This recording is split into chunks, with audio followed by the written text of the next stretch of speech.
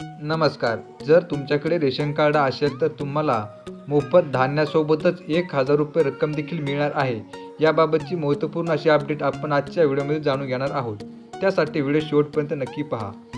तुम्हीही सरकारकडून दिल्या जाणाऱ्या मोफत रेशनचा लाभ घेत असाल तर तुमच्यासाठी एक मोठी अपडेट समोर आली आहे.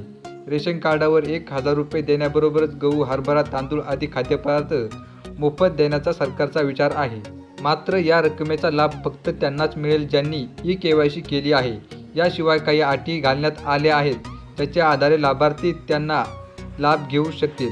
सरकारकडून याबाबत कोणतीही अधिकृत घोषणा करण्यात आली नसली तरी मीडिया रिपोर्टनुसार विश्वास ठेवला तर नवीन वर्षाच्या आधी ही घोषणा होण्याची शक्यता आहे.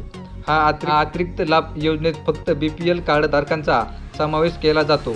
असे सांगितले जात आहे की ज्या कुटुंबात कमावती व्यक्ती नाही किंवा ज्यांचे वार्षिक उत्पन्न ₹1,00,000 कमी आहे, अशा कुटुंबांना रोख रकमेत समाविष्ट केले जाईल. मात्र केवळ आतापर्यंत अंदाज बांधला जात आहे. त्याचवेळी लाभ मिळवण्यासाठी पहिली पात्रता म्हणजे ई-केवायसी असल्याचं म्हटलं जात आहे. कारण ई-केवायसी नसलेल्यांना सरकार यापुढे मोफत राशनचा लाभ देणार नाही. त्यासाठी डेटा तयार केला जात आहे. रेशन कार्ड ई-केवायसी किंवा इलेक्ट्रॉनिक नो युजर कस्टमर ही प्रक्रिया आहे, ज्याद्वारे शिधापत्रिकांची ओळख इलेक्ट्रॉनिक पद्धतीने सत्यापित केली जाते.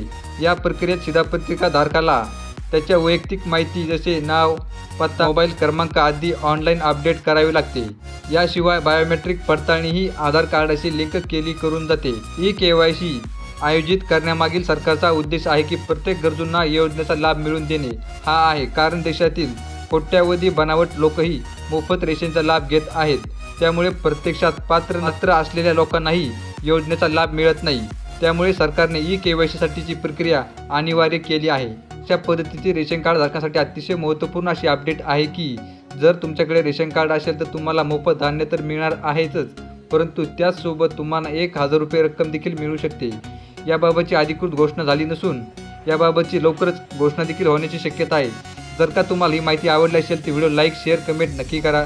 तसेच या योजनेसंदर्भाच्या आणि सरकारी योजनेसंदर्भाच्या महत्त्वपूर्ण अपडेट, सरकारी योजनेची माहिती व्हिडिओ पाहण्यासाठी आपलं YouTube चॅनल सबस्क्राईब करायला विसरायचं नाही.